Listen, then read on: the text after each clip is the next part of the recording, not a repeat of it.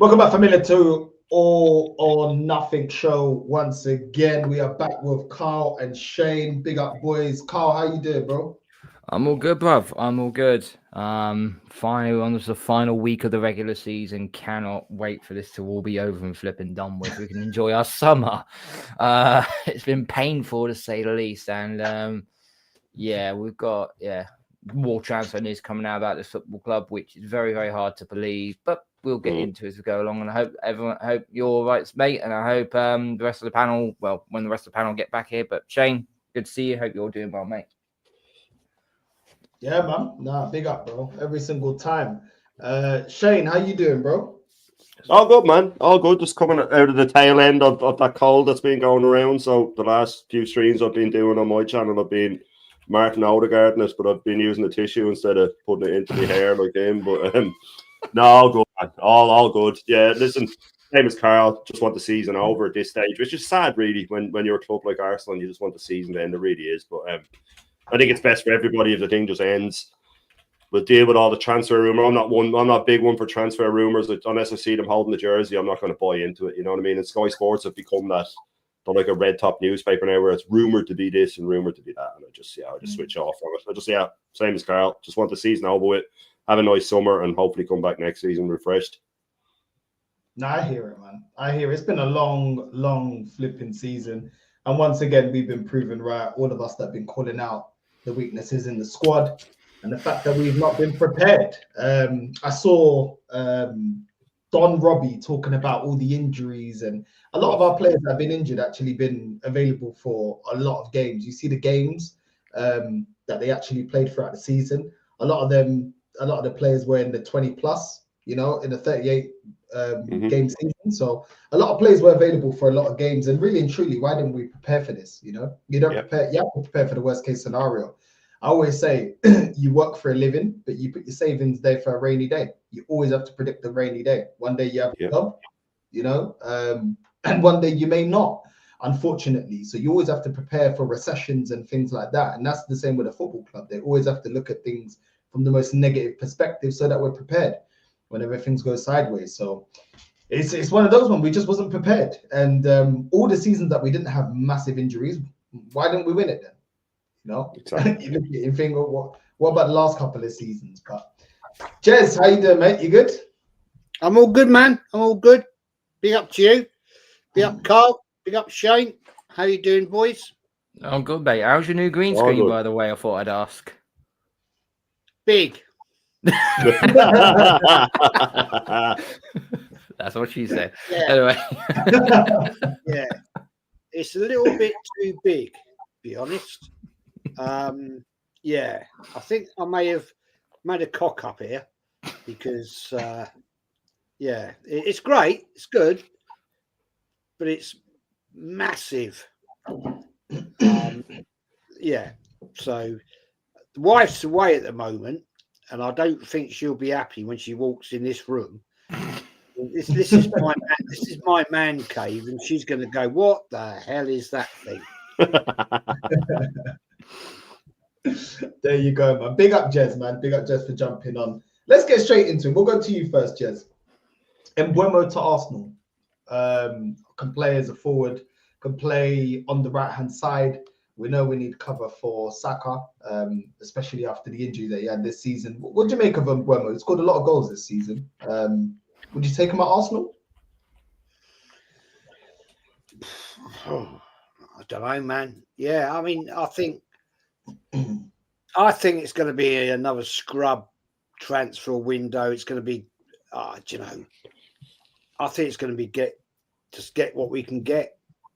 To be honest, I'll tell you that because I don't think we've got the attraction of the players that we really need from this management base. I don't know. Maybe I'm wrong. In Berta might make some difference. I don't think Arteta will. I don't think he's got the attraction of the bigger managers, if you want to put it that way. So it could be another uneventful transfer window. The one thing I'm going to say here, I just hope it's not going to be down to Arteta. I don't trust him.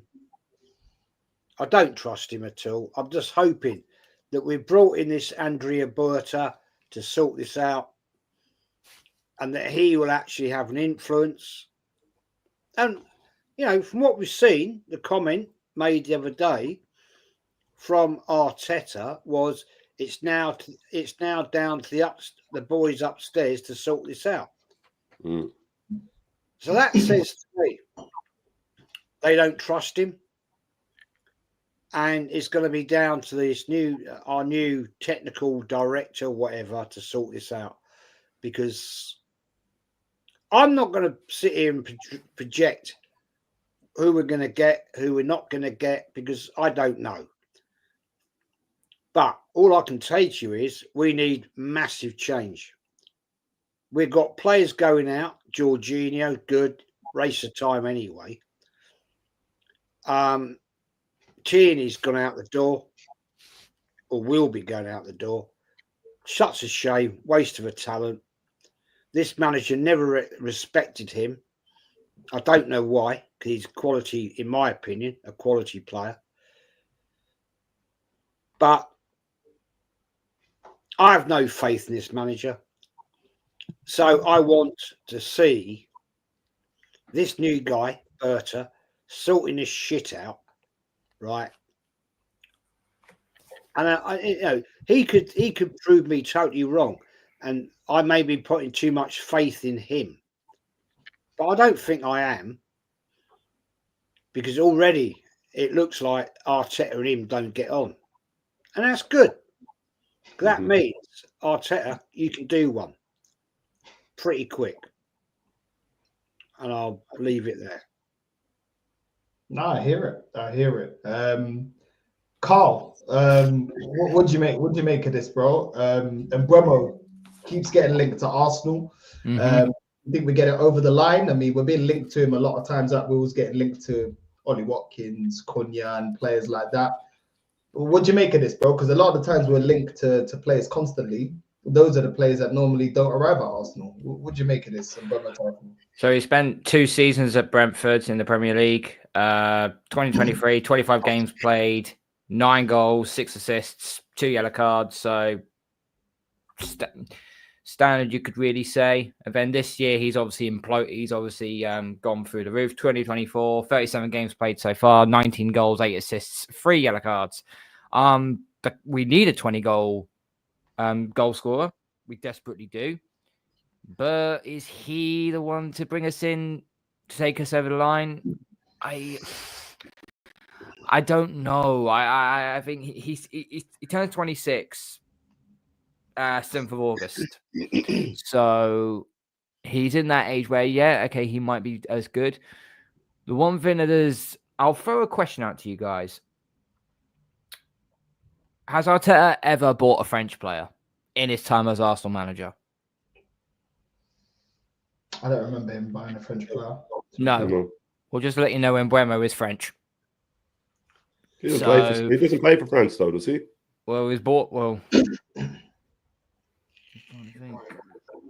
he not play for France? Well, he was born in France. He was born in France, but he could be. Oh, nationality Cameroon. Okay, sorry, Cameroon. All right, sorry, that's my apologies there. So yeah, I still think I think they've got their heart set on Gyökeres. I generally do believe that. Obviously, Arteta wants Sesko. None of us want Sesko. It all depends how much he. I mean, what is his fee?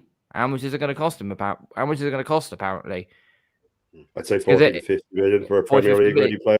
I'd say 40 League ready player, maybe 35, 40, but it'd be a lot for a Premier League ready player. You have to pay that extra 5-10 million. Sorry, but I still would take Pavlidis over Mbuemo if I had to be very, very honest with you. He's a good. But the thing is, though, is this season he scored 19 goals, which is great. But is that an anomaly, or is that going to be for the foreseeable future? Is he going to continue that run of 20 goals score over the next 2 or 3 seasons and so on? I'm not 100% sure that he can do that, especially in our type of system, because Brentford don't camp on the opposition's box. They counter attack and they take their own and they take the chance when they get the opportunity to. So, I find it strange. This could potentially be north side. If we don't end up getting a striker, if we don't get any of the players that we're linked to, this could be what we would call a deadline day bloody signing as a risk. But yeah, he's a good player. Is he that top flight striker that we desperately need? I think he's still got a little bit more to prove in my eyes. Camudo was put in the chat there, he'd take Mateta. And I'd take Mateta all day long. So yeah, no, I hear that. That's my stance on it. No, I hear that. Big up Normski. Before we go to come on, my G every time. Man. Good to see you. Nah, big up, bro. No, come on, man. No problem. We'll go to Shane, then we'll go to Normski. I mean, Shane, we're also getting linked to Gittins, the winger from Dortmund, English boy, 20 years old. You know, we'll get linked to Gittins, we'll get linked to Mbuemo, we'll get linked to quite a few wingers. You agree with Carl? Because I kind of get what Carl's saying. Like, Spurs went and got Solanke off of a good season. And he's not really lived up to what they thought he would be. So would you take Mbuemo? I would personally take Mbuemo still, but would you take Mbuemo for 50, 60 million? I like Mbuemo North. I like him a lot. I think he's a great player. I think he's an impact player. He scored all those goals this season from the right. We have to remember that as well. And he can play up front.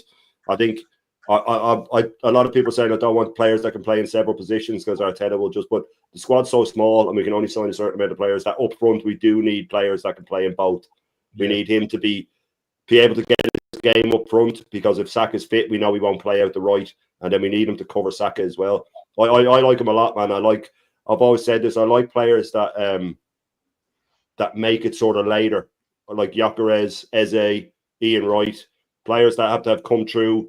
Sometimes the lower leagues, sometimes they have to find their way. I think if you get them at about 20, if they start making it about 26, 27, to me, they always seem to keep that hunger with them. They know what it's like when they're not. Players that come through early sometimes tail off, and he's sort of had to wait his turn, and he's playing out the right. I like him. I like Mbuemo a lot, man. I'd like to get him in. And someone there mentioned when Carl asked about the French players, they said about Saliba, it was Emery that signed Saliba. He was just out on loan for that long. But I like Mbuemo a lot. I think he'd be a good signing.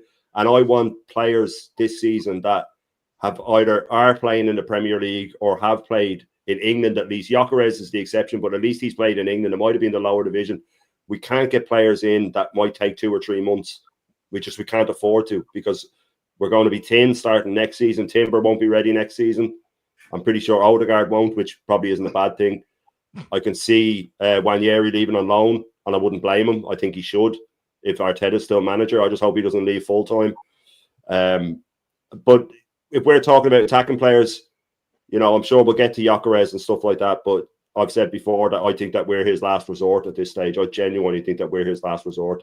I think he'll wait to see who doesn't come in from. But Mbuemo's a great, but he's not world class, at least not yet. And he is 27, 28, I think. So for him to come in, he's ready made. He's at a good age.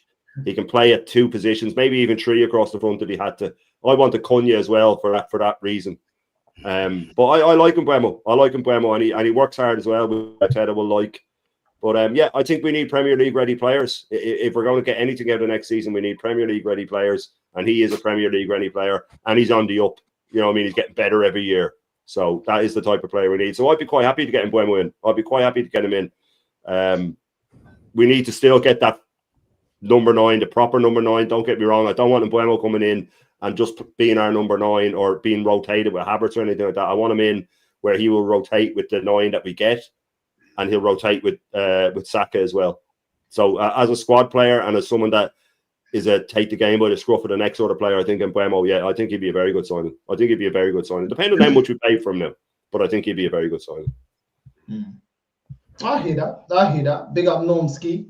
What do you make of what Shane's saying, bro? Would you take Gittins? Would you take Mbuemo? I mean, I think Mbeumo, for me, I do like him.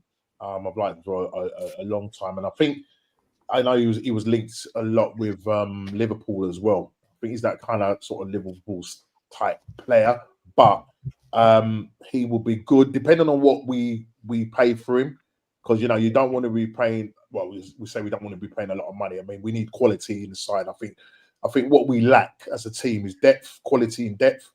That's why we're always in this situation where our team is pretty much running to the ground because he can't rotate and that. And I think he would be a great option.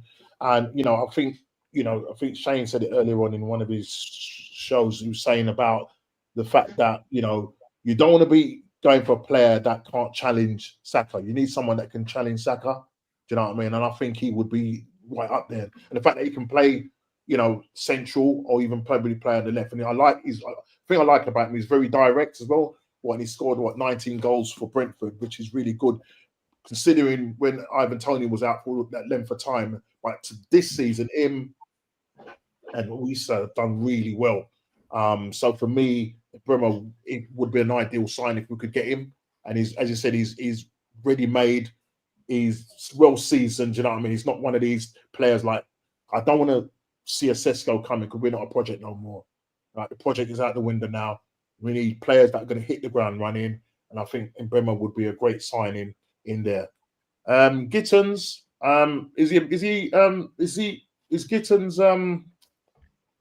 I'm mixing him up. I'm thinking of the midfielder. At Dortmund, he's not great. I don't rate him really. Yeah.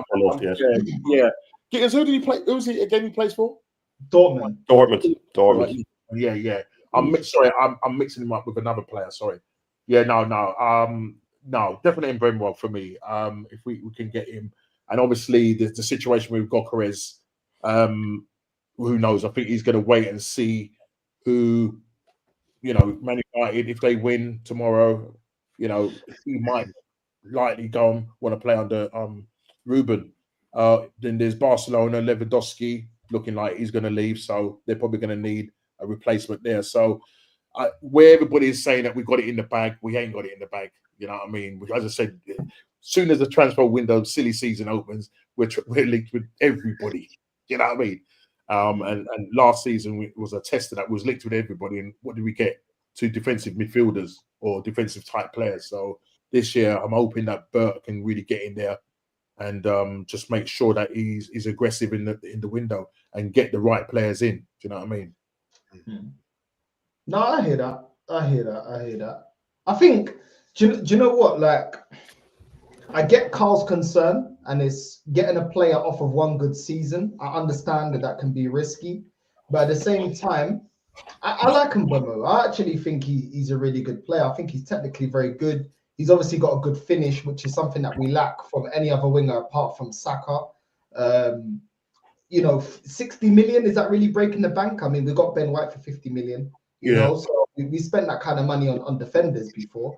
I don't think it's breaking the bank. If we're not stupid, then we don't have to put him on ridiculous wages either. If we're smart in negotiation, and I've always thought that just get the best of the rest. Oh crap! Just get the best of the rest. Just get the best of the rest. Really, like if you get players already in the Prem and have already performed in the Prem, it's more likely to be a better transition in terms of where we need to get to. There's no guarantee. I get that. But we've seen loads of players come to the Prem, Veron, Shevchenko, and, big reputations have not lived up to those reputations. So that's the thing. Like, I've always go back to Fergie because I think Fergie did it excellently. The way he would recruit within the Premier League, and he'd always revamp his team very quickly, and they're already accustomed to the Premier League. So I'm not saying we only have to look in the Premier League, but when you see the quality there, why not? Why not? I don't think Trossard was a bad signing. We got him from the Prem. I just think he was mismanaged. The player himself is not a bad player. Declan Rice, good player. You know, and that's it. Like we you know, obviously we need to mix that with, you know, good finds from abroad. Timber was a good find from abroad. So was Gabriel, obviously. So was Saliba. So we have done good, but we just need to be consistent.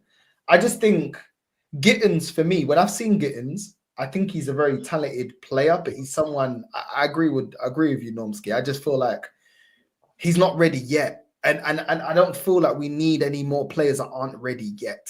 You know, and not every youngster's gonna be, you know, some people are gonna be excited and think, oh well, but look at Skelly. Not everyone's Skelly, not everyone's Ethan. You know, some players are late bloomers. You know, Drogba was a late bloomer as a player. So, you know, you can't really predict where players are. And we can talk about potential. I remember Januzaj at Man United, he was supposed to be the next Messi. And then look at that. You know? So, you know, Theo Walcott was supposed to be the next Thierry Henry. And I know Theo Walcott wasn't a bad player, but I'm sure all of you guys were. Never the level of Henry. I mean, look, he scored over 100 plus goals for us, but he was known as the over offside. a long time, though, Normski. It was a long time that he was there, man. Offside king, but I mean, we had that dream of him being quick, but yeah, he missed it. When he didn't have to think about it, he would do it. Yeah, but he was fine then. Yeah, exactly. That's exactly it. Sure. So that's what it is, man. The next player I want to get onto, get you guys' thoughts, is a Spanish player, 22 years old, Gabri Veiga. He is an attacking midfielder, 22 years old, Spanish, and he plays for the Saudi pro team Al Ali, and he's got 7 goals and 5 assists in 30 appearances. Now, this sounds like a super duper Mick Arteta signing. If we can ever identify one, I can't lie, this is the kind of signing he would sign. I mean, Jez, would you make of this, bro? Believe? I know. Well, I know nothing about the player, but you're quite correct. I've never heard of him. Don't know anything about him. But it's the typical thing that it's another Fabio Vieira type thing, isn't it? Bringing somebody and paying them a horrendous amount of money, weekly wage, and it all falls apart. I honestly think, Northside, that maybe this won't happen this summer window, because, you know, I repeat, Arteta said it's up to the boys upstairs to do this now. Maybe that's because he's been told, you can fuck off, mate. You ain't have nothing to do with the transfers. You're an idiot.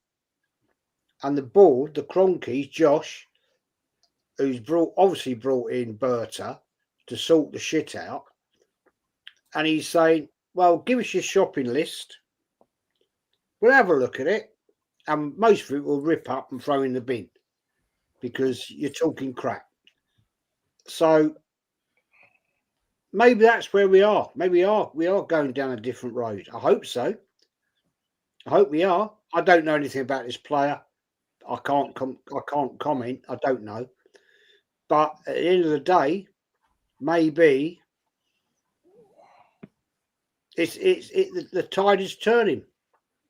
That it's time for a change. That at the end of the day, Arteta, you've got it wrong. You've put us in this position with a weak squad. We're losing players because they're going out the door for the right reasons. And I just hope we're not going to waste money again on absolute dross, because this manager clearly is an arsehole. We know that. He's an idiot. He's a prick. He's a clown. But I don't trust him with any more money. And I honestly, gentlemen, I don't think the Cronkies trust him. That's why I honestly do believe they brought in this guy, Andrea Berta, to sort the shit out. I don't think they trust him. And I think they've done this to say, right, you've had your chance, buddy. You've effed up. You haven't achieved anything. You haven't won nothing. So now it's time to change it up. because we actually have spent so much money and won nothing. And now it's a time for a change. And we're not trusting you. We're going to bring somebody else, somebody else in to sort it out and say, right, these are the players we need. This is the direction we need to go. And you're not part of the game. And I don't think Arteta's going to like that. I don't think he'd like that one bit. Because he's a control freak. Mm-hmm. And I just hope it pisses him off that much that he doesn't get part of the game, that by Christmas he's gone. Nah, I hear that. I hear that, Jess. I hear that, man. Carl, what do you make of this Spanish midfielder being linked to Arsenal? This Gabri Veiga, 22 years old. Looks like a Fabio Vieira signing. Smells like a Fabio Vieira signing. Although saying that, Mr. Liga does what is Al Ali is his actual Saudi team, so he probably knows more about this player than what any of us do. But I'll be very honest, at 22 million, what is he going to be? 30 million euro? I mean, was that 20, 25 million maybe? Honestly, I'd rather just keep him Wembley and elevate him into the number 10, if I'm brutally honest with you. Because his positioning is attacking midfielder, but he's also played central midfielder and left winger. So, I don't know. I think Bert is going to have an idea of what he wants to bring in, or what he knows that what this side needs. And I just wonder if he's going to bring in maybe 3 or 4 players, but they could be absolute head cases, and Arteta would not want to deal with them. Mm-hmm. I'm not saying this could be a sabotage on the inside, but why would they bring in a guy who's got 12 years of experience at Atletico Madrid and has done so many good deals, when he knows this manager has got no idea what he's doing when it comes to player IQ? You know, forget the Marquinhos deal. We knew Edu had something to do with that, but the rest of these deals, I don't know. I generally don't know. I'm just looking through his statistics from the season so far. So the Saudi Pro League, played 30 games, 7 goals, 5 assists. He did play in the AFC Champions League Elite, which they won. 12 games, 1 goal, 1 assist. So he hasn't got great stats, if I'm very honest with you. It was 7 goals and 5 assists in 30 games in the Saudi Pro League. That doesn't sound like great stats, if I'm going to be very, very honest with you. But, you know, I mean, if it's depth and maybe it's to replace, if we do end up selling Martinelli, then maybe that's one piece we could probably fit in to play alongside Trossard, maybe. But I would probably want someone a little bit better. I would probably want someone to come in that is a little bit better. I keep banging the drum about Alex Baena, and I don't care that Atletico Madrid are linked to him. Go and get Alex Baena, and I'll shut my mouth for that left wing. I generally would. I hear that. I do hear that. Shane, what do you make of this, bro? I thought a bit of him when he was at Celta. I watch a good bit of La Liga, and I watch a good bit of Bundesliga and Serie A and all that when it's on. He's decent, but to me, any player that goes to Saudi at 20, I don't really want to be dealing with him. You know what I mean? To me, you're not that ambitious. If you're going to Saudi at 20 to make your money, I'm not having it, man. I understand certain players like Duran that went when he's got like 20, 30 family members depending on him to make money. He can go there for 3 years, set all his family up, and then, you know, move on. I understand that some players have to do that. Tevez said it before. They said, why are you moving to China to play and stuff like that? He said, listen, I've got 50, 60 people that depend on me. I have to set them all up for life. So I do get it sometimes, but I just think if you're playing in the Spanish league, you're playing in La Liga, and you move to Saudi at that age, I sense a lack of ambition. He's decent. He's not what we need in any way, shape, or form. Is he what we need? You may as well just bring Fabio Vieira back from loan and use him. You know, you may as well just bring him back and use him. He's there, instead of selling him at a massive loss and then spending more money But we've already done that with Partey. We're letting Partey go when we're signing a replacement for him when we already have one of the most sort of competent defensive midfielders around. So this is the way we're rolling. I'm pretty sure that Berta has tried to convince Partey to stay, or else he's in the process of doing it. But if I was Partey, and I presume that this is what's happening, where he's going, I don't care what you offer me. The manager doesn't want me. I'm not staying. Why would you stay? You know what I mean? It's clear that Arteta doesn't want Partey to stay. Otherwise, he would have signed a contract already. So even if Berta takes Partey aside and says, listen, mate, I want you to stay now. If I was Partey, I'd go, no, man, he doesn't want me. I'm not staying. I'm moving. I'm not playing for a manager that doesn't want me. Where are you going to fit me in? He's already signed my replacement. He's wanted this guy for 2 years. So I don't know if this is just a transfer rumor, if there's any sort of solidness to it. Maybe it's a player Berta was looking at 2 years ago for Atletico, and then he went to Saudi, and he's thinking, right now, I'll get him. And if Berta did identify him at a young age, I'm pretty sure he must be decent. His talent ID is through the roof. Let's get it right. He's signed players like Cunha and stuff like that when they were unknown. So I will sort of give the benefit of the doubt to any signing Berta makes.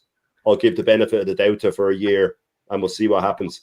But I'm with pretty much, I presume, everybody on this panel that I can't get excited about anybody for the sheer reason that I know Arteta is going to be their manager. It doesn't matter to me who we get. And I mean that straight up. People go, Gyökeres this, Gyökeres that. Gyökeres is an absolute baller. Don't get me wrong. An absolute baller. He's exactly what this team needs. But unfortunately, with this manager in charge, it doesn't matter what we get. He will not use him right. So I find it hard to get excited for any player we're getting. But this guy, listen, he's decent. He's decent. From what I've seen, and I'm not going to say I'm an expert on him. I've seen flashes of him. He is decent, but he's not what we need. We may as well get Fabio Vieira back. We may as well not let Smith Rowe go. We've had players that are similar to him. And if we only have a certain amount of money to spend, I don't see the point. What wages is he on as well, man? He's going to have to take an absolutely astronomical wage cut because the Saudis don't pay pittance. Like, I can only imagine what he's on. So for him to come, he's going to have to take a huge wage cut, move away from Saudi, come to England, play for a manager like Arteta. I wouldn't. I'd be amazed if something like this happened, Lord. I'd be absolutely amazed. No, I hear that, man. I hear that, bro. Listen, I think we all agree that, you know, it's not good enough. And once again, we know what we need. We know what quality we need. We need players that are going to either be a starter or give the starters a run for their money. That's what we need. We don't need comfortable bench players. We've got enough comfortable bench players. Jorginho comfortably sits on the bench. You know, Sterling comfortably sat on the bench. You know, we've got enough of those kind of players that comfortably sit on the bench. Kivio, when everyone's fit, comfortably sits on the bench. So we don't need that. We've got Jesus that comfortably sits on the bench. We need world-class players. You know, if we're gonna have players that are gonna be the difference makers, like we were looking at, you know, the way we were playing against PSG, we need difference makers. You know, and I think this club have a way of, you know, trying to end the season all nice and pretty, and we beat Newcastle, and if we win our last game, don't worry, guys, we're so close, and we're not. We're really not. We're far. We're always far away from the teams that are ahead of us, and that's why, for me, once again, I mean, I'm sure you guys already spoken about. I'll go to you, Nomsky, first. Timber, you know, out to have a knee surgery, another player with another surgery. What is going on here, bro? Because I thought those days of us having, you know, Diaby on the medical bench and all of that, I thought those days were past, but they're returning, bro. Well, it seems like it's self-inflicted. I mean, back in the day, the impact, you know, whatever, you know, be on us. But now, you know, when I heard, I was watching, I can't remember who I was watching, and the guy went, "Oh my God!" I think it was Views. I think I was watching Views. He goes, "No, you're lying. I think what's he heard?" Like, and then it came up that he's having a so-called minor op on his ankle, but that minor could probably turn out to be longer. Yeah, I don't trust Arteta when he says, "Oh, you know, he's only going to be out for a couple of weeks." That turns into a couple of months, and then it's look at Tommy Asu. Yeah, you know, he came back in training last season, saw him for 6 minutes, and that's it. We don't see him again. So we knew that this was going to happen with these players. You know, they were running in the red zone, And a lot of people have called it. Shane called it. You know, a number of shows that we've been on and said, look, I guarantee, you know, a number of players are gonna have to have surgeries. And lo and behold, here it is. Here we are playing with an injury. Arteta knew that. He knew he was playing with an injury. Yeah, you got Ben White playing with an injury, knee injury. So all these guys. So you've got all these guys now that are playing with injuries, and we're going into a new season. So we're not going to really start the season off in terms of when it comes to, you know, doing the pre-season and whatever, because we don't know how long he's going to be out for. You know what I mean? And how long he's going to take for rehabilitation and stuff like that. He's come back from a serious ACL, and I'll take my hat off to him.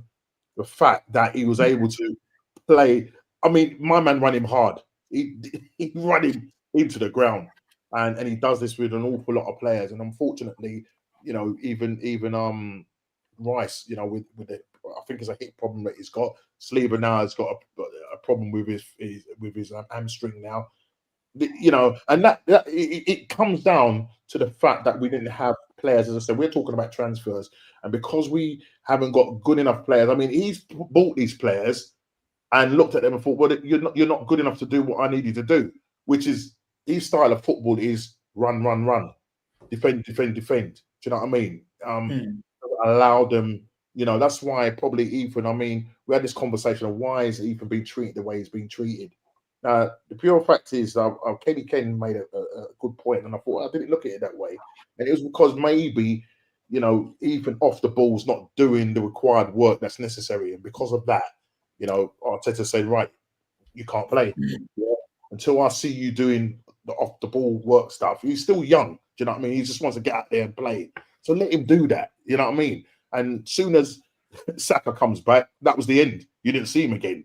Yeah, and Saka is playing on about 60-70%. He doesn't look the same. Will he ever be the same? That is the question.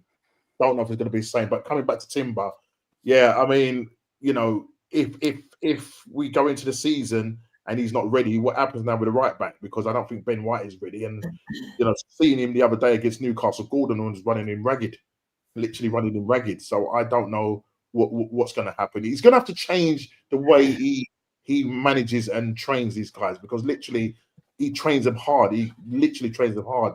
You know, how can you have Kai Havertz going out warm weather training and coming back with a hamstring injury that's kept him out for nearly 3-4 months? It's crazy. You know what I mean? His whole handling of the players and their well-being is just not good. You look at what Slotter's done. Yeah, people are turning around and saying, "Oh, Liverpool are lucky." No, they're not lucky. Slot managed that side properly. Yeah, he said, right, what's the name? You're not going to run no more, Salah. Yeah, leave that to my defenders. Yeah, and look at his GA. Look at his GA. I know people don't know about GA, but look at his GA. Yeah, without a clinical striker as well. Without a clinical striker, they got Darwin Núñez up front. Without a clinical striker, and I think that is the worry. I think you know what the worry is, and I think we all kind of the same sentiments that if we do bring in decent players, is Arteta going to ruin them? That is the question. That's my worry. Guarantee. I mean, it's all right bringing in these top players, but you know, Gyökeres, yeah, he might be scoring up a whole heap of goals over in Portugal, but he might come there and then he ends up playing him at left back. You know what I mean? Yeah. That's the sort of thing Arteta will do. He must change the way he plays. 2022-23 season, yeah. Why aren't we playing like that no more? Exactly. You know what I mean? I just don't get it. It's not. He's got it in him to make his team play like that. Now, can you imagine if we have the quality players that we're thinking about that would have? Can you imagine them in that system in 2022? We probably would have gone and won the league.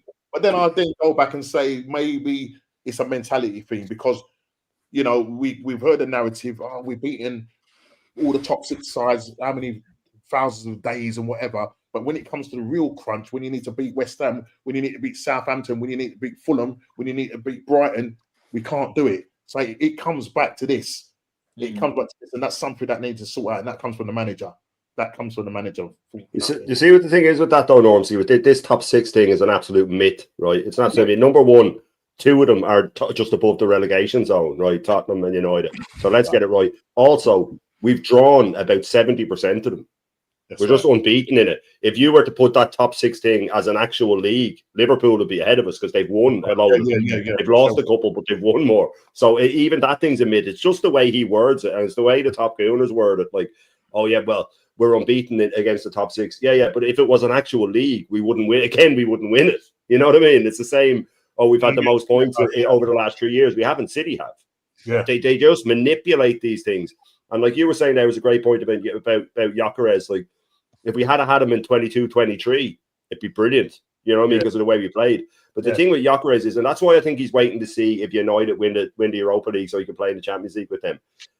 Because Amarin will do what's done at Sporting and what was done at Coventry for him.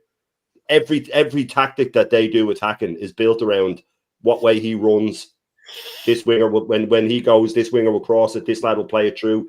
When he comes to Arsenal, he'll be forced into Arteta's tactics. It'll be the other way around. He'll go, right, you do this, you run now, you make this run. And he'll be like, no, I like to make this run. Well, you're not doing that anymore. I only want you making this run. And I only want you playing. I want you tracking back. I want you. I've said this before. Even if we get Gyökeres, if he gets more than 15 goals in a season, I'll be stunned with us. If he gets more than 15 with us, I'll be absolutely stunned. Sorry, mate. I've got to bounce. Guys. Just take it easy, bro. Yeah. Big up, guys. Feel better, man. Sorry, I'm not feeling very well. I'll catch you boys later and see you soon. Yeah, take care. Yeah, no worries, man. But yeah, no, I hear what you guys are saying. For me, man, I just look at this and I'm like, why are we getting all these injuries? Like, the people that like this manager love to compare Arteta to Pep, and like everybody knows, like take this season away, Pep has been known to rotate heavily his squad during the whole season and keep his team fresh and utilize the players on the bench, and actually have players on the bench that can affect the game, but they can also start a game. They can also contribute to a big portion of the season. Why is Arteta not learned that? Why is it that we, Timber comes back? Like you guys said, Timber comes back. He was out last season, comes back this season, and then we run him to the ground as soon as he's fit again. Odegaard gets back into the team, we run him down again as well. Do you know what I mean? And Saka comes back into the team, run him down. You know what I mean? For the last stretch of the season. It's like, but surely you didn't learn that from Pep. Because Pep's team's always got that extra push at the end of the season where they're trying to go for Champions League. And that's the thing I don't like about Arteta is like he's got certain things that he's learned from Pep, but it's like the essentials he hasn't got. Like people can sit there and say, oh, well, Pep's taken away from Grealish's game. Okay, but he's also coached them to win multiple major honors. And that's where he becomes the star. Because Pep can take away from your game, but as a whole team, 9 times out of 10, I will coach us to get through and win major honors. How many times was he getting knocked out? I think it was to Lyon and teams like that in the Champions League. And then he figured it out and didn't overcomplicate it. And then he was a difference maker. I think Arteta tries to do that as well, but the difference is he's not a tactician. He's a copy and paste merchant. That's what he is. He's not somebody that can think on his feet. He's not somebody that he knows how to, like those famous speeches from Mourinho to Balotelli. Balotelli, please, I'm a man down. I've got no other shot. Please, 5 minutes into the goal, do red card. Right away. I love that, man. I love that clip. But you know what, no, you made a great point there as well. Sorry, I don't mean to cut across you, but you said about him, he gets the best out of it, or sometimes it's not the best out of the player, it's the squad.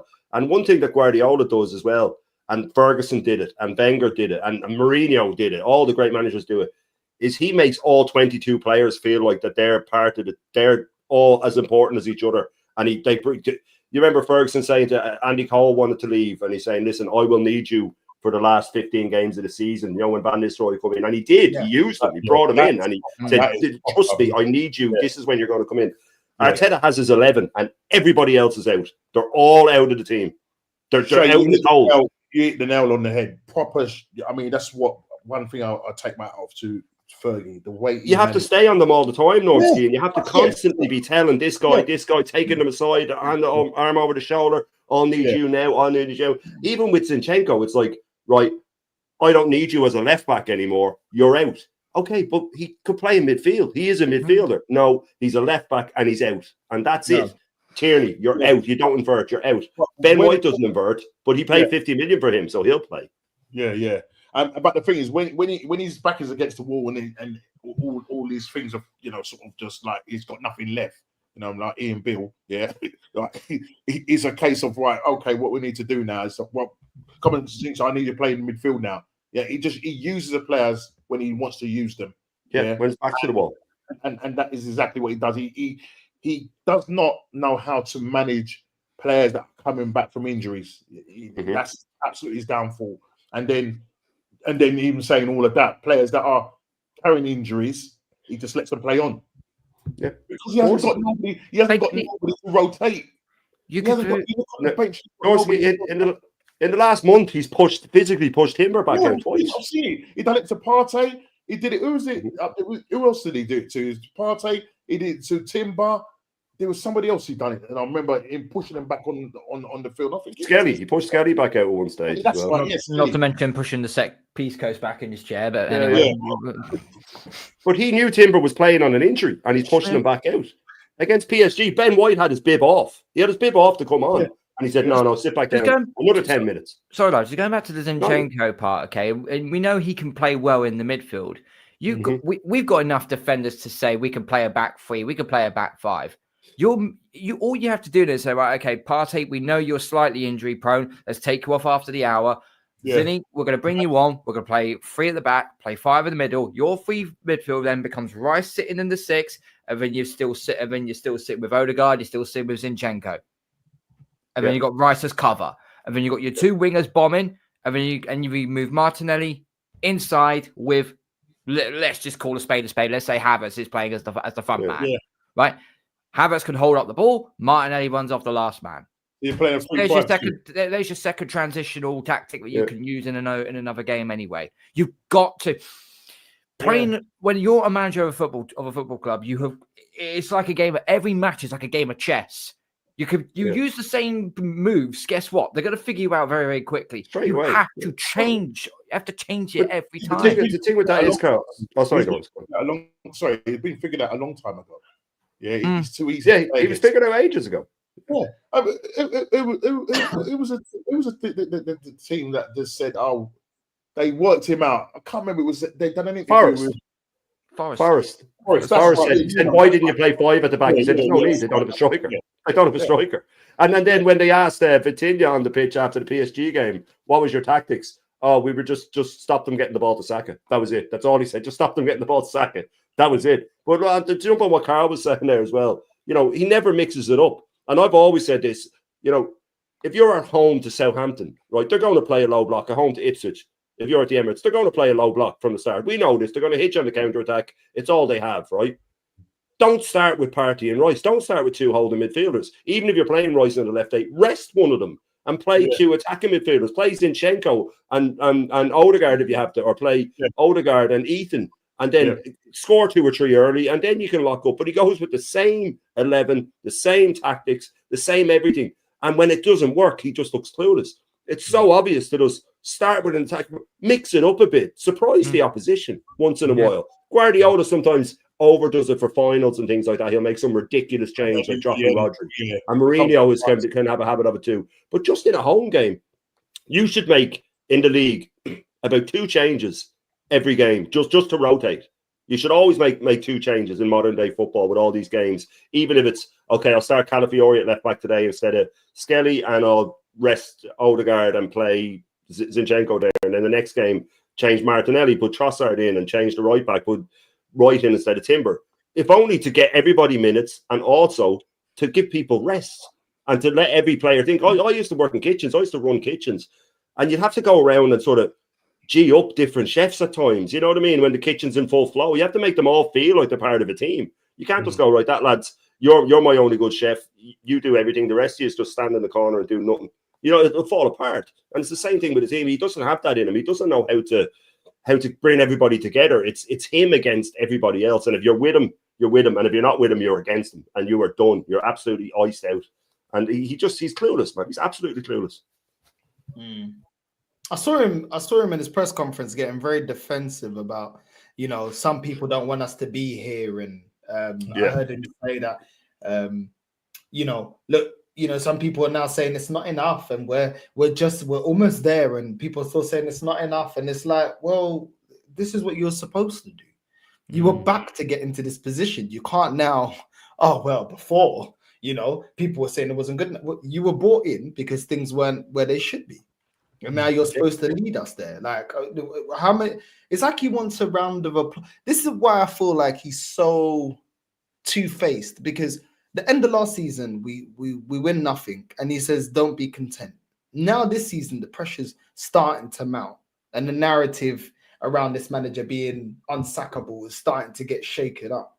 Now he's like, oh yeah, but people said second wasn't good enough before, but look at what we're doing right now. We're just there. We're almost there. And it's like, well, you told us not to be content.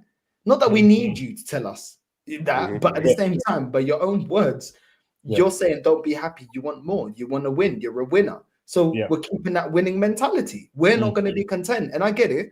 The manager's got to sit there and answer all these things. And, I'm sure to a degree Arteta is disappointed as well, because obviously he doesn't win. Every manager wants to win. Whether you're good enough is another thing, but he wants to win. But I just don't understand the defensiveness and the way he's so snappy. That like, this is why you can tell this manager's things are not going right for him. He's starting to feel the pressure, and he knows that this narrative of we're building is only going to last so long, because I've never seen him so snappy. Press conference after press conference after press conference, to the point where I'm now getting clips of him. I used to be getting of Top Gooners. I'm now getting it straight from the source. I'm saying from the mothership. And I'm just like, bro, what's going on with this guy? Like, why is he? I mean, he's saying some weird things. I mean, obviously, after did you see the way he said he's going to squeeze the players? He went like this to the players. Said, I got the clip. Like he hasn't done that already. He squeezed the life out of them already, man. There's nothing left. Every last drop. That's why he's doing it. There's nothing left. He's like, oh man. The cow has run. The claw has run dry, mate. There's absolutely nothing left. I'm getting the last nothing left to squeeze in it. Come on. No, sorry. It's all gone, mate. It is all gone. I don't care if you speak another language, bro. My mum speaks another language. I've never seen her do that in English. He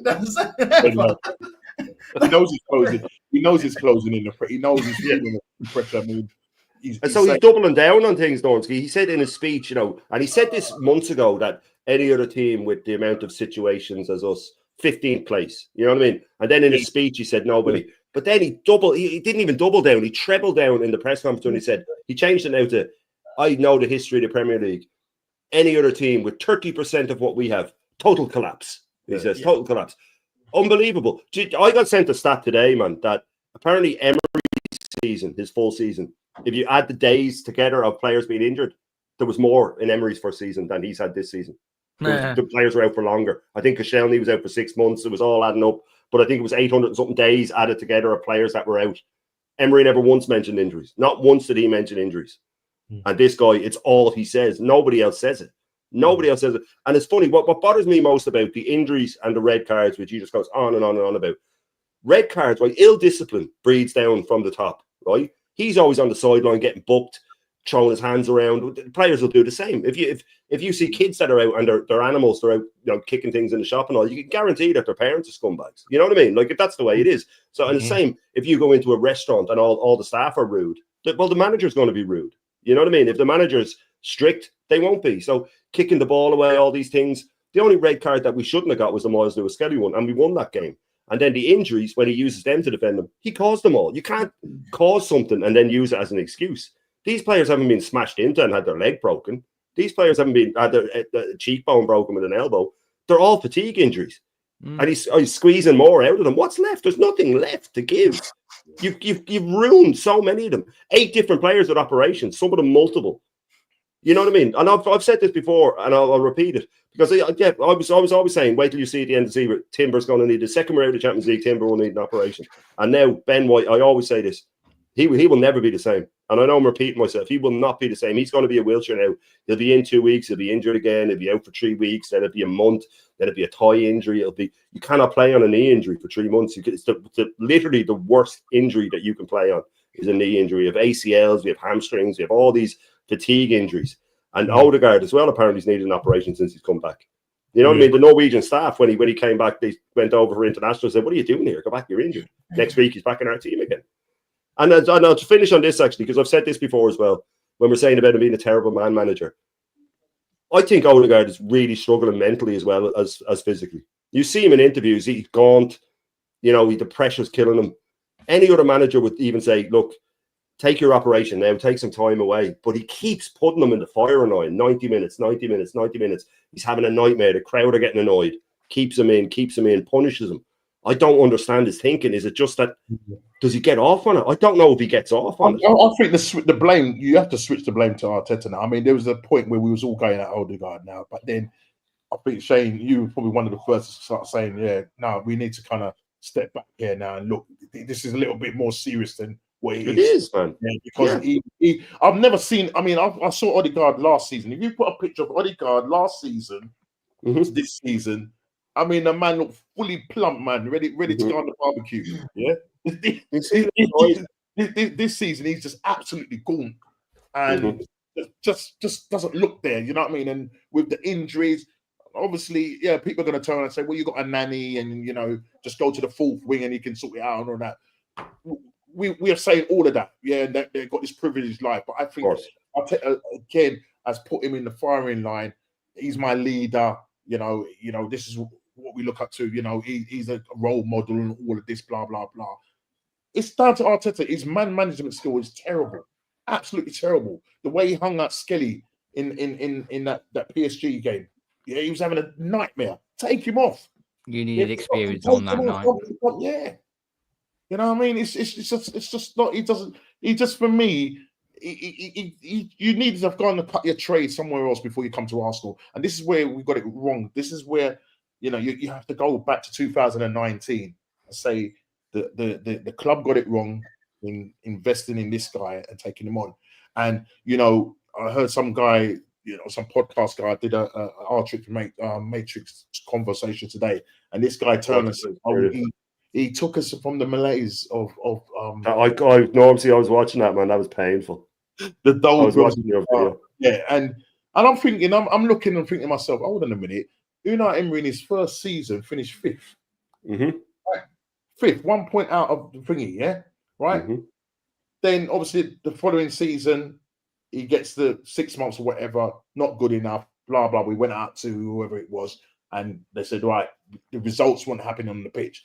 They're bringing Arteta. The first 6 months, he finishes 8th, 10 points off. Right? So for a fair play, right. Second, he finished 8th again, 10 points. It's worse. The results weren't good. You can't do it. And that from there on in, I mean, from the first 6 months that he's in, he started breaking records that shouldn't be broken. That's when I said, no, man, this guy's got to go. That's when I was calling him to go. I was calling him to go from back then. Yeah, but they're happy to keep this guy. And then for these fans now, this generation, Gen Z, yeah, but it's older fans as well now that are jumping on this and getting sucked into this narrative and just give him the money, give him the backing. He's the only one can take us to the promised land or whatever. No, because he doesn't want to get to the promised land. He's just about the journey. He keeps talking about this journey, but we never ever get to the destination. Bro, I was today looking into Inzaghi, bro. I completely agree with you, Normski. I was looking into Inzaghi, yeah. I didn't know that he was at Lazio. He was at Lazio. I think he was with the under 21s or something. He was with the younger squad. And then he got promoted of how well he did with that squad to the main team with Lazio. Then he won them a cup. After winning them a cup, they get rid of Conte because Conte started kicking up a fuss because he won the league and then they were going to sell Lukaku and the club had to make some funds. I think they ended up making like £160 million profit. And then they bought in, they said, this is a young coach that's won something. He's doing well. All right, cool, we'll get him in. All of a sudden, Inzaghi goes in there. Instead of having Lukaku, he's got Thuram on a free. Instead of having Skriniar at the back, he goes and buys Asabi for £4 million. You know what I mean? They get rid of what's his name? Onana. I think they sold him for like 60 million pounds. And then they go and get the goalkeeper. 6.9 million pounds. So imagine, this narrative around Arteta is always he needs more money. He needs more of his players. He needs all of this. He needs all of that. Inzaghi's going into a team that, yes, they have champions, but they're getting rid of their best players. And they're getting in players at a fraction of the price. You know what I mean? And look at what he does. When Arteta says getting the most out of the team, what's he doing? Turns Kanoglu into it turns him into a creative midfielder. The creative spark in the middle of the pitch. He was free as well, wasn't he, Norms? Free. You know what I mean? Mkhitaryan free. This is what I'm saying, bro. And it's like, I was looking at Inzaghi and I'm like, what happened to the catch-up money? Like Stricto said, what happened to the catch-up money? Because this guy's he's not spending a quarter of what Conte has spent. You know what I mean? And it's like, surely to compete, you have to get catch-up money. And surely you can't financially be able to compete with teams like Juventus that's outspending you because you're having to spin a profit every flipping transfer window. Sometimes it's not. Sometimes it's not all about throwing a shit ton of money at quality players. It's all about good scouting. It's all about good identification on players. You just ran off a load of names of what Inter Milan ended up buying for Inzaghi. 3 of them cost absolutely nothing. And that's not due to say, oh no, they were scrubs and not good enough. No, it's because the manager looked at that and go, they're up and coming, or I could use them in my system and I can use them in a certain way. And I believe that they fit the mold of where I want them, I want them to be. You know, this is why with Berta in now, we know that, you know, there's going to be some players he will buy with the money, but I think he will have some gems up his sleeve. Goes, that kid is something good. That player might be good. That player might be overused. And they may cost 15, 20 million pounds, maybe even less than that. Those are the sorts of players you buy. And then pretty soon they become a star overnight. And then in 3 years' time, their value has gone up to like 70, 80, 90 million. And you better hope to win titles by then. If he doesn't, guess what? He's being sold for a freaking humongous profit. That's how you rotate and finance the club. This is why, and Normski, Shane, please back me up on this one, okay? On Sunday night, when I was on Gutter Stream with you two as well, I tried to make the comment of what a financial director's meant to do with regarding of players and their contracts and so on. And every time I kept trying to say it, a gal kept trying to shout over me. If I didn't have my son in the back room next door to me, I would have bit his fucking head off, but I digressed, right? So I would have not fled. Anyway, the whole point of the sport director is this. Take Williams Saliba, for example, okay? 2 years left on your deal. There's one of 2 ways you can go about this. You give him a new contract and you say, here's the new contract, here's the new extension we're going to give you. We'll give you, let's say we'll give an extra £1 million in incentives if you win the league. Extra £2 million if you win the Champions League. Because guess what? We've never won the Champions League before. That's a big incentive. Goes, okay, yeah, fine. He signs it. We've kept him. He's a cornerstone of our team. But now he's praying to work when we actually win trophies. If nothing happens and he walks away from the contract saying, I'm just going to take my time on this, the sporting director has got one of 2 options. He could either gamble and think, right, maybe come back in a year's time and see if he signs a new contract. But by then, the player then has the leverage, not the sporting director. Because that final year, he can then go, right, I could just sit here now, run it down. Like in 6 months' time, I can go and talk to whoever, or my agent can go and talk to whoever club, whoever want to buy. The other option you got, if the player refuses to sign the contract, you're saying, Bert will turn around and say, cool. Then we're selling you to the highest bidder. Madrid, you want him? 100 million. Come and get your boy. Yeah. We don't fixate with players that stay at the club for so long, okay? We loved Thierry Henry, okay? We loved Tony Adams. We love Robert Perez. We love Dennis Bergkamp, okay? We loved Henry. But further down the road, at some point, they will move on to greener pastures. And we know they move on to greener pastures because guess what? They go on and win trophies elsewhere as when they leave Arsenal Football Club. You have to look at this crop of players and you can understand why. So that's the whole point of what a sporting director is actually meant to do. If he just sits there and that's why so many players have ran down their contracts because Edu doesn't have an idea, or Arteta doesn't have an idea on how to manage contracts. But to manage contracts. You don't want to be in a Liverpool situation. I mean, at the end of the day, at least they've won a title. Yeah. Yeah. I mean, our guys will look and go, well, boy, really and truly, every saying quietly and secretly, bro, this manager ain't going to get us over the line. He ain't going to get something. You know, they're going to be talking to their mates. They're going to say, bro, what's your man doing? What's your manager doing? He ain't got a Scooby. You know what I mean? So, you know, so they'll just say, you know what? Let me run it down. Yeah, Salah and what's his name, Van Dijk kept us waiting. We knew that Trent was going to go. Yeah, 100%. It was very up in the air with Salah. You just didn't know what was going to happen there. But he's turned around. Yeah, he's got the golden boot. He's got a title. Maybe trying to see if we can, you know, get them a Ballon d'Or or whatever. So that's an incentive for him.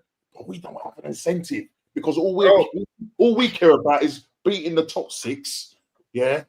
Just not losing to them. Best points tally in a year. The Madrid trophy. What else you want to put on there? That's not this 5-1 City trophy. They want to win. Yeah, they want to win. Saliba's going to look at this and go, "You saw him after the game. You saw his face after the game. Miserable. Oh, you know Yeah, because he's watching QPR and Newcastle lifting trophies this season. Yeah. Like, this is what these players are looking. They're like, hold on. How is the QPR players, Newcastle The players, Palace. more decorated? Palace, you mean? Sorry, Palace. the Palace players, and they're flipping, and the Newcastle players are looking more decorated than the Arsenal players. That's a joke, man. It's That's a shambles. joke, man. What we did, you know what? Big up to them, big up to Palace. You know what I mean? Yeah, massive. Yeah. But at the same time, how can they compete against Man City? Isn't that the narrative we've always heard? You can't beat them. You can't beat Man City. Oh, Yep. yeah. You know, and it's just, you know, I'm happy for Newcastle and Palace fans because I feel like they're very good fan bases and, you know, they're very loyal to their club and big up to them. But it's just like, what are we doing here? Like, what are we actually doing here? Like, we're winning nothing. We're lifting nothing, you know, and it's just even when the FA Cup was our trophy, we still lost our best players. We have no way in hell that we're going to keep on to our best players. No way in hell are we going to keep on to our best players. You look at even Dembele. You know, just on the topic of injuries, Dembele had a horrific injury record at Barcelona. PSG now, he's available every game. This guy you never saw him at Barcelona. He'd play 2-3 games, boom, injured. Yeah. Why is his injury record improving at PSG, but our players here are getting worse? And most of them didn't even have bad injury records. No. Like, it's just Partey didn't have a bad injury record. Yeah. You know, he was fine at Atletico. Come here now, mate. Jeez. And then Saliba will be the same. Saliba's going to happen as well. A lot of people are saying that Saliba, like when you looked at his face and he had a face like thunder at the end of the match, I genuinely think it's because Madrid have signed Dean Howson and he knows he's stuck for another year with us. I genuinely think that's what it is. He's thinking, I am stuck here for another year. And Carl's bang on, man. That's what a sporting director's in for. Berta will go, right, you won't sign the contract. I'm not letting you. We're leading the negotiations here, all accepted from the highest bidder. The only thing is if Madrid don't come in. But let's not move on, Carl, without mentioning Gal's brilliant solution to it. Do you remember Gal's solution to it? Did you hear that? Gal's solution, right? His solution was, right? Let him he walk said, for free. keep him for 2 years. Keep him for 2 years. Get 2 years out of him, and then just let him go for free. That was his. Keep an unhappy player for 2 years. What kind of nonsense is that? I said, if you run a club like that, you'd be bankrupt in 5 years. If you run a business like that, if I was a CEO of a company and you was my financial advisor, I'd be dead. I'd be done. I'd be bankrupt. Gone. My business. And another point that you made, Carl, that was great was when we were talking, and I don't mean to bring it back, but we were talking about Inter and the players they brought in. And you were saying, yeah, he brings them in. I can make you do. I can do a job. Another thing that Inzaghi does, though, like and also I mentioned about getting Thuram in. He lost Lukaku, he brought Thuram in. Thuram's a slightly different player to Lukaku. So Inzaghi just slightly tweaked his tactics to suit Thuram as well. You know, he said, you run the channels well, so I'll just push my attacking midfielders forward slightly. So when you run the channels and you turn back in to hold it up, they'll be right in behind you. But the difference is, and I've already mentioned this, Arteta will just have his system and he'll just force the players into it instead of slightly tweaking it to suit, like Slot did with Liverpool. Came in, he just tweaked it ever so slightly. Said, "You are all top players. You've won a league. Salah's one of the best players in the world. You know what I mean? Let's not forget as well that Jota out for most of the season. He said, right, Darwin Núñez, you're not good enough, so I'm not going to play you. I'm going to put Diaz up there, and He won it without a striker as well. Let's get that right. What Arteta's been trying to do for 5.5 years." If you look at it, he essentially won it without a striker because it was Diaz, Gakpo, and Salah for most of the season. So he's won that league doing what Arteta's been trying to do for 5.5 years. He just walked in and did it. But guess what? Slot had pedigree. Slot's won leagues. Slot's won trophies. It's almost like if you get a manager that knows how to do his job, that you get results. You know what I mean? But with Saliba, I do think that he's miserable because Madrid have gone and got house, and he's thinking, I'm stuck with this manager. And he was walking around with an injury caused by the manager as well. But not necessarily. We'll see. Not necessarily because they got Trent Alexander-Arnold on a free. Had Dean Howson. Yes, they may have paid 60 million for him, but they're paying 20 million for the next over the course of 3 years to Bournemouth. So they're not exactly. They signed a left back as well, though. They signed defenders. Yeah, they signed a left back, but I don't think he cost that much money either. So I know they might go for him, but I don't know if they'll pay the 100 million. I don't know if they pay that for him. I think they just say, let me check. We'll wait. Let me check on transfer market and see how much Saliba's worth. You'd be getting about 100 million. Canate from Liverpool. They were looking after him as well. Canate, that was the one, yeah. Yeah. Here's a name I'll throw out there, guys, and you can lambast me if you want to. There's a player that's just announced today that he's going to be leaving for free from Everton. Decore. Would you take him as squad? Would you take him as squad depth? Yeah, he's a good player. If he's free, I think. Yeah, if he's willing to be a squad player, I would. Yeah, you could play him like in the Carabao Cup and all that. Yeah, he's good cover. And that's not Tyreek Mitchell as well. I don't know why we're not looking at him, but obviously he doesn't invert. Yeah, because the potential you could get 2 strikers for a very small amount of money. As I already said, look, I'm on Northside's bench here when it comes to Pavlidis. I've now seen a lot more. I mean, he actually is the more qualified striker. I need to take a look at him. The actual scout for the club. You know what I'm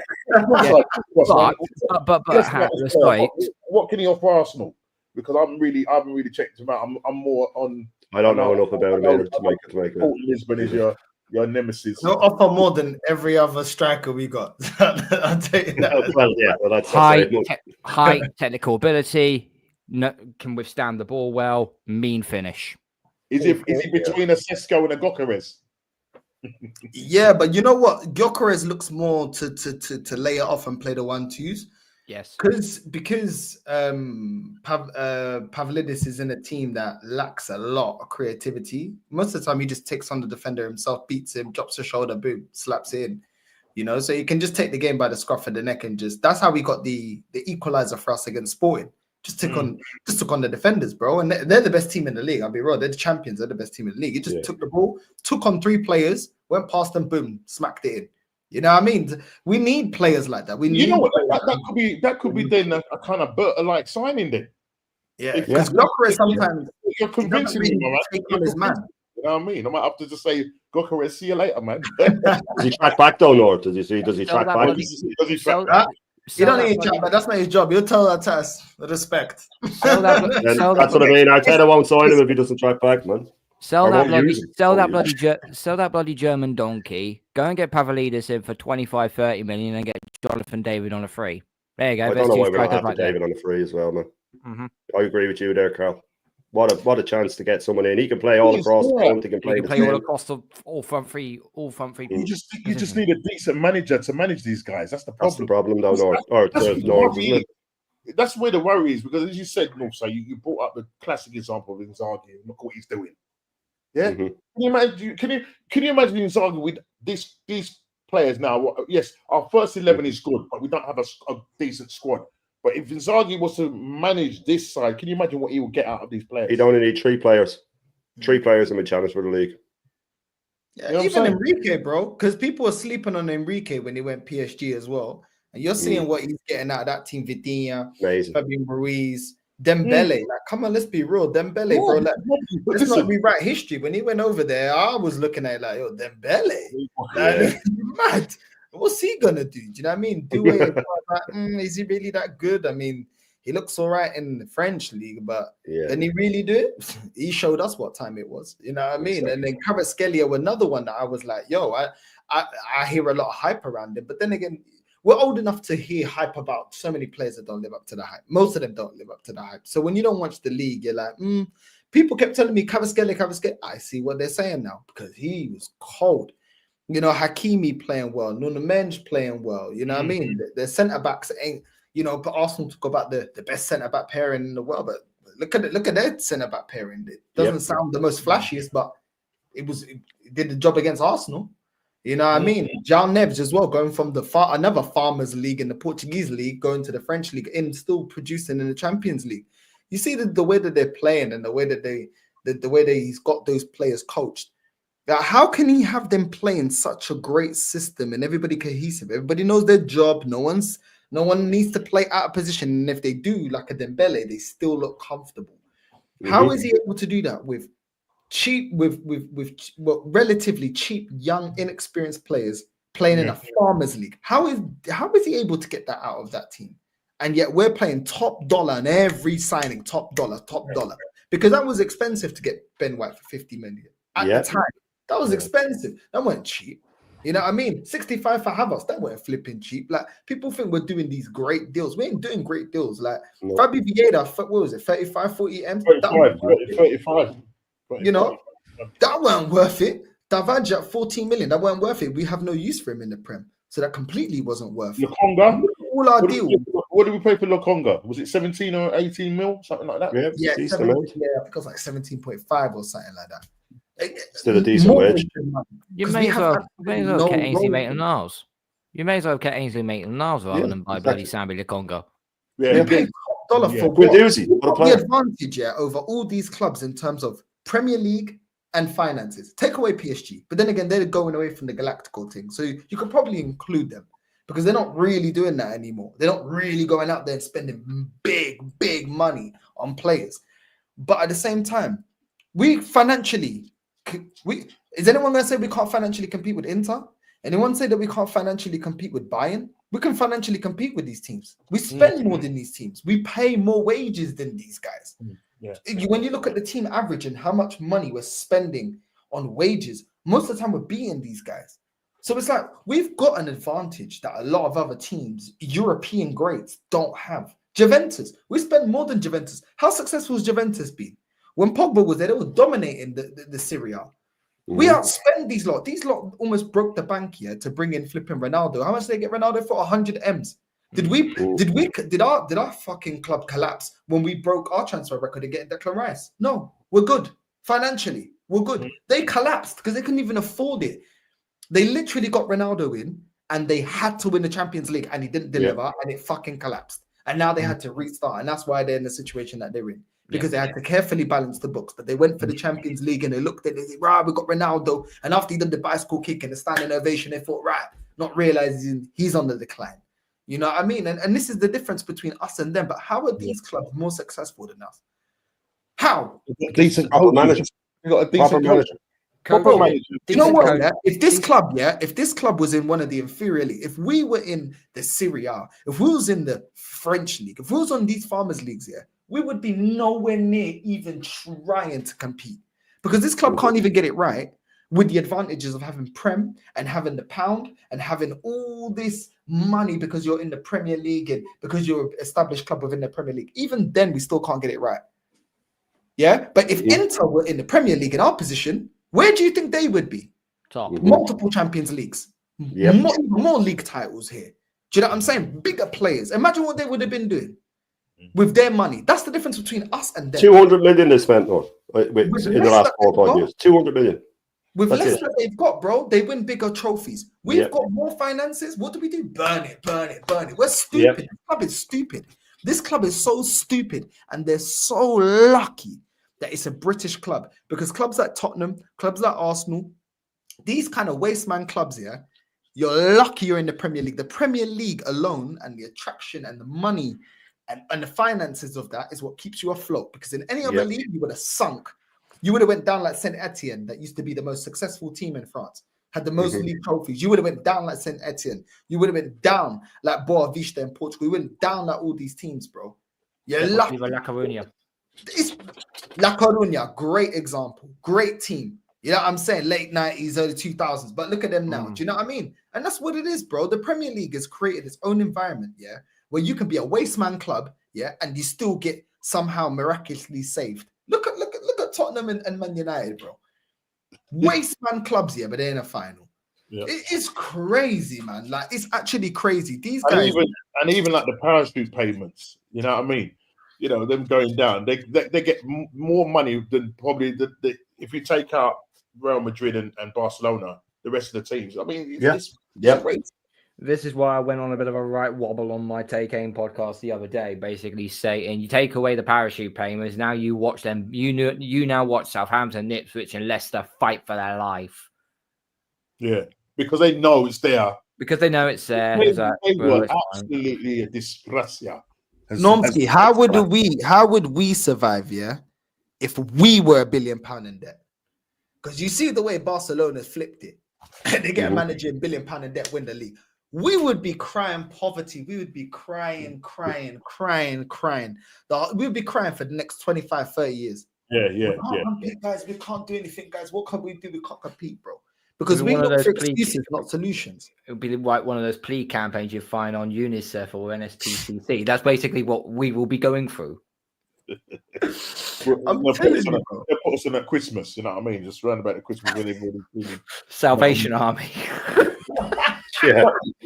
But you also get the journalists. Like, we know, as you say, also we've got Arsenal. They're not cash strapped. Yeah, they got money. But it's almost like to suit the narrative. Oh no, we can't. We're sailing too close to whatever it is, PSR or FFP. No, we're not. You know what I mean? We're not sailing no close. How do they know? What were they going there and sit down with the finance guy and whatever? No, they're not. We're nowhere near. Now all of a sudden now we're good. Last year we were sailing too close. So what did we do that now we're so good? That's what I want to know. What would have transformed on the board us being so close to PSI that we couldn't buy anybody and blah blah blah. And that's the reason why we can only spend this amount. To now we have no problems. We can go and spend no problem. So I like to really know where they found all this information. Do you know what I mean? No, but Normski, now they're trying to blindside us, with we only got 100 M's to spend. Where is the fucking 200 M's that we had before? Because the report said we could spend 300 M's. Where's the rest of the money? This is how this club try to treat us like dickheads. They think we forget. Well, we don't forget over here. You know what I'm saying? Because we want to win major honors, bro. Where's the rest of the money? And if you're scared to use the money, well, now you got Berta, so we don't want to hear it. You got Berta now, so give him the money. And then if he F's up the money, then he can piss off as well. Yeah. That's it.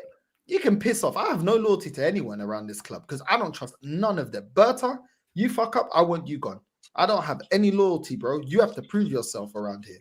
You know what I'm saying? You're supposed to be taking over the reins of the great David Dean. You know what I'm saying? And the same with Arteta, bro. Like, you're supposed to be taking over and getting us back to at least the days of prime Wenger. Bro, you're worse than the worst version of Wenger. You're worse than him. Yeah, I mean, you see what happened? Everybody got duped when he first came to the club. I remember when he first stepped foot through the door, man, and he was saying all the right. Listen, I told this. I confessed on Lee years ago. I said, Lee, I got suckered in. I got pulled in. I got pulled into the matrix, man. Right? The man came in and I remember his first training. He said, I want to change the culture. We're going to bring everybody together, blah, blah. He's saying all the buzzwords, you name it, it stays in your subconscious. And you think, right, this guy really is going to really do something. And he really convinced you, like to say, when he even told William that he's going to win the Champions League in how many years? How did that feature? Do you know what I mean? So he's come in, and I remember his first training session, and I used to really, like I said, used to get my goal. Because when he used to get the ball, he used to do these stupid like flicks and lose the ball. Right, and I said, you've got to stop that now. Cut that your game. And I remember Mikel Arteta in the first training session, ball come to Lacazette. He went, no, don't do that. Stop. He's just his way of going in a press conference. Stop it now. Right? And I thought, right. I thought, we want someone here now. And I remember he came in there. I think he drew his first game. The first game he drew, I think it was Everton. He drew that game. Bournemouth, was it Bournemouth or was it Everton? Oh, yeah. Bournemouth, I think, went off. And then we started losing games against teams that we've never lost to. Wolves, yeah. It was the other team that we lost to at home, and we've never ever lost to them. Aston Villa, and how many years? And I thought, this guy hasn't got a clue. I'm watching, I'm thinking, you haven't got a clue. You're there going like that. I thought, nah, you ain't got a clue, man. And it must have been after 2 games, I just tapped out on him. I literally tapped out on him, and that's how I've ever been since. I've always said this, yeah. You don't give a set of keys to someone that has just passed in a 3-wheeler Robbie Reliant. You give him the 8-wheel juggernaut and go, right, go and drive that. And that's what they've done. They gave that keys to Arteta, right? 3rd biggest club in the country. And you go on. We're not a potty training club. Yeah? We're not a potty training club. We're not here for you to learn on the job. Go and learn somewhere else. Get up, man. But we're here now. So just to throw something out there, going back to obviously Arteta's inability to game plan and change tactics and so on.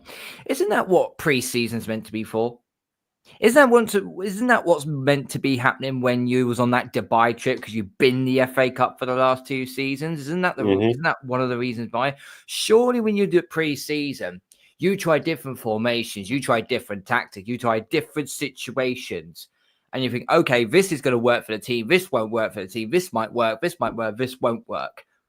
You've got whatever you find in pre-season, you bundle that together, and you have a different combination of ways we can start winning throughout the league and through the Champions League and through the Cups as well. That's the whole point of pre-season. If you just play one way pre-season, it's going to be very, very easy to figure you out. Tottenham is a prime example. They were that they played blood and thunder football last season. But everybody knew if they play the same way again, all we got to do is tighten up screws on our defense. And guess what? They ain't fucking beating us. Guess what? They're sitting in 17th. Yeah. So guess what? Pre-season, you should be doing, as a manager, you should be thinking the long game. Can this work? Can this work? Can this work? Can this work? That's what you need to do. But what do I know? I'm just a YouTuber. Adapt his game. Also, being able to adapt to games. Slot does it well. You see, when you watch Slot, you see game management. You play a different system or play players in different positions when he comes up against certain teams. Yeah, Mourinho was good for that. Yeah. Looked at Mourinho. Everybody looked at Mourinho and said, he's like, Mourinho. He plays fossil football. What? The guy had the eyes. He didn't. What? I think they let in 14 goals, right? And they knew if they came up against a team that was possession based, they said, "All right, you have the ball, but we've got the players to hit you on the transition," and that's what they did, and they won the league, whatever. Yeah. So Arteta doesn't have the nous of how to change it up. The only time he's been successful with 3 at the back was when he won the what's the name cup, the FA Cup in 2020. He needs to learn to play other systems. Surely he must be able to play other systems. Yeah, you got to keep the opposition thinking. But the problem is, as you say, we're too easy to play against. We're too predictable. You know what's going to happen. Ball's going to go from Raya. It's going to go to Saliba. Saliba's going to pass it over to Gabriel. Gabriel then pass it out to left. They'll run past the halfway line and then they go, hang on, let's kick it back to Gabriel. And then they just recycle. And you think, well, how comes these guys are at the most passes? Because they just play in their own third. Yeah. And then the opposition, just get back in their position, and then we wonder why we can't break them down. No, I hear that, man. I hear that, bro. Big up to T.Guna. Big up, bro, for the super chat. Didn't have to. We will get bamboozled again. More players leaving than coming in. Berta will only bring in quality. Hopefully, bro. Hopefully. We're all hoping. You know what I mean? We're all hoping, hopefully, that he does the job, man. You know what I mean? But listen, talk about doing the job. The panel, thank you very much for joining in again for another episode or All or Nothing. Carl, shout your thing out, bro. Shout your channel out, bro, where people can find you. Yeah, find me on my channel, Gundown UK. Find me on Instagram, GundownUK_33. I'll be on the Bruised Banana Show with Shane on Thursday evening, I believe. So we'll have that to look forward to. And I've got something waiting in the pipeline. I'm just waiting for Connor CMO Editing to sort out the thumbnail for me. Obviously, Sunday's the final game of the season, away to Southampton.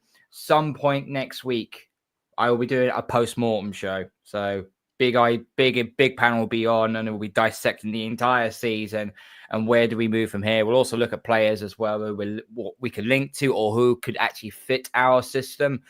So yeah, that'll be a huge one. And no, big up, mate. Thank you for having me on. It's absolutely appreciated. And yeah, all the love. And Normski, Shane, as always, legends, absolute legends. Now, big up, man, every single time. Make sure you're subscribing to Carl's channel. Links to everyone, every one of the panelists' channels is in the pinned comment. So make sure you're supporting everyone that supports the channel. Normski, big up, bro. Love. Big up. That your thing out, man. Everyone on the show, thank you to the chat and the panel, been absolutely brilliant. Tomorrow, yeah, got me What's Going On podcast tomorrow at 6:30 live, and then I won't be doing a watch along. I'll be just sitting there with my hands over my face, hoping that Man United will win. But if not, mate, yeah, bro, it's going to be peak. That's what put it away. It's going to be peak. And then on Thursday, on with Shane and the Bruce Banana show, great show, fantastic show. And Friday, when I can, I jump on Aaron's phone-in show and stuff like that. So yeah, it's been a pretty busy week, but it's been great. It's been great. Come on, man. Every single time, man. Like I said, Normski's channel is in the pinned comment as well. Make sure you're supporting and big up every time, bro, for jumping on. Shane, big up, bro. Shout your channel and where people can find you, bro. Yeah, this is my first off. Thanks so much for having me on. I really do be looking forward to these shows each week. It's always nice to be on with Carl. It's always nice to be on with Normski and obviously yourself. And the chat was unbelievable as always. Yeah, I'm busy. I've got the full Irish breakfast now. It's every morning at 10:30, so it's a staple now. It's there all the time. That's been going really well. Been getting a lot of people coming in, a lot of people showing support. I was on with Tops today. T Chanzo, what a legend. We had a one-on-one, and I have him then on my channel on Friday at 6:00, sort of reversing roles. He was sort of asking me about my Arsenal journey. I'll do the same with him, share the love, and it's this community that just welcomes everybody in. It's amazing. So yeah, I have the full Irish every morning. I have the Bruce Banana panel show at 8:30 Thursday night. I will be on with Aaron probably Friday night, and I'm on with Rashid tomorrow night. I'm not sure what he has lined up, but I'm on with Rashid tomorrow night. I think it's 9:00.